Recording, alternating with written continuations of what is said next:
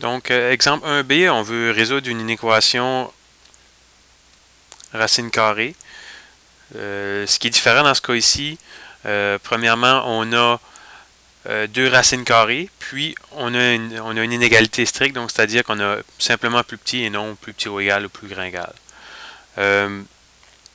Première chose, on veut savoir sur quel est le domaine commun aux deux fonctions, donc sur quel intervalle je peux les comparer. Donc pour faire ça, je vais identifier leur domaine.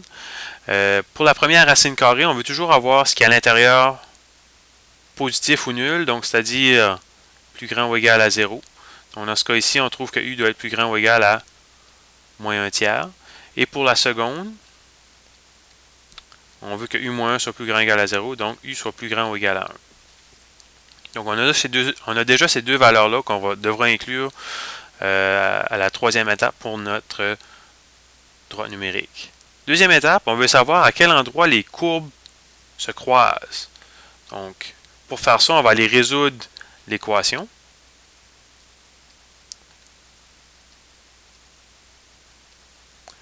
Donc, on réécrit l'inéquation, sauf qu'on va remplacer le symbole inéquation par une égalité.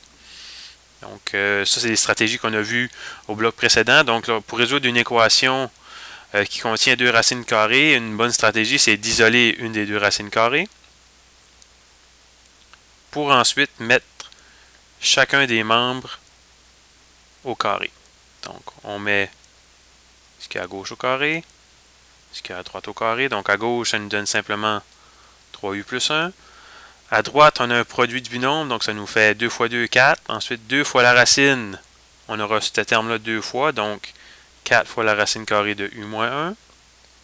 Ensuite, on va avoir la racine de u-1 fois la racine de u-1, qui va simplement nous faire u-1. On apporte tous nos termes qui ne contiennent pas de racine à gauche, puisqu'il nous en reste encore une ici. Donc, ça va nous faire 2u moins 2 est égal à 4 fois la racine carrée de u moins 1. On divise ça par 2. Divise ça par 2. Donc, je trouve que u moins 1 est égal à 2 fois la racine carrée de u moins 1. Donc, on a ceci. Donc là, on va aller mettre encore une fois chaque membre au carré. Donc, on va trouver u au carré moins 2u plus 1 à gauche. Et à droite, on va avoir 2 au carré qui fait 4. Et la racine carrée de u moins 1 au carré qui est u moins 1. Donc ici, on a un binôme, on a un monôme, tandis que précédemment, on avait un binôme. Donc c'est pour ça qu'on a procédé différemment. Donc on tombe sur une équation quadratique. Donc on va tout amener nos termes à la gauche pour avoir le membre de droite nul.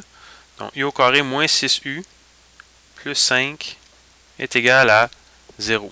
Donc on va aller résoudre cette équation-là quadratique par factorisation. Deux nombres qui ont un produit de 5 et une somme de moins 6. Ces deux nombres-là sont moins 1 et moins 5. Donc on trouve que l'équation devrait avoir possiblement deux solutions. Je dis bien possiblement, puisqu'on doit aller vérifier ces solutions-là pour s'assurer qu'elles soient effectivement des solutions. Donc, je vais remplacer.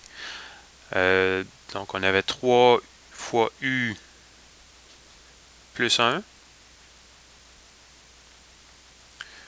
moins la racine carrée de u moins 1.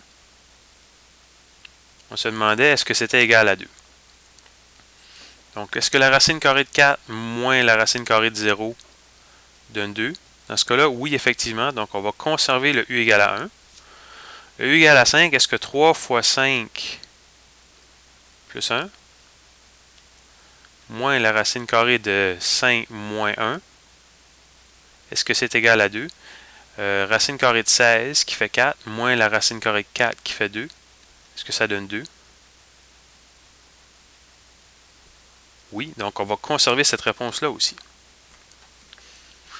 Donc là, on est prêt à aller faire notre troisième étape, c'est-à-dire de placer notre droite numérique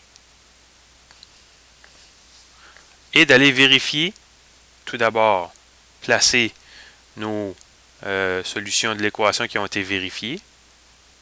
1 et 5. Ensuite de ça, on va aller choisir les extrémités du domaine. Donc, c'est-à-dire U est plus grand ou égal à moins 1 tiers, U est plus grand ou égal à 1. Donc, on va aller replacer ça dans notre droite numérique. 1 était déjà là. Donc, on a moins 1 tiers ici. On peut déjà enlever cette portion-là parce que U doit être plus grand ou moins 1 tiers et même chose pour U plus grand ou égal à 1. Donc, on doit aller vérifier. Il nous reste deux régions à aller vérifier, c'est-à-dire entre 1 et 5 et plus grand que 5. Donc, si on prend un nombre qui se situe entre 1 et 5, on peut prendre 2. Et on vérifie dans l'inéquation. Donc, la racine carrée de 3 fois 2 plus 1, moins la racine carrée de 2 moins 1, est-ce que c'est plus petit que 2? Donc, est-ce que la racine carrée de 7 moins 1, c'est plus petit que 2? On peut sortir la calculatrice, aller calculer racine carrée de 7 moins 1.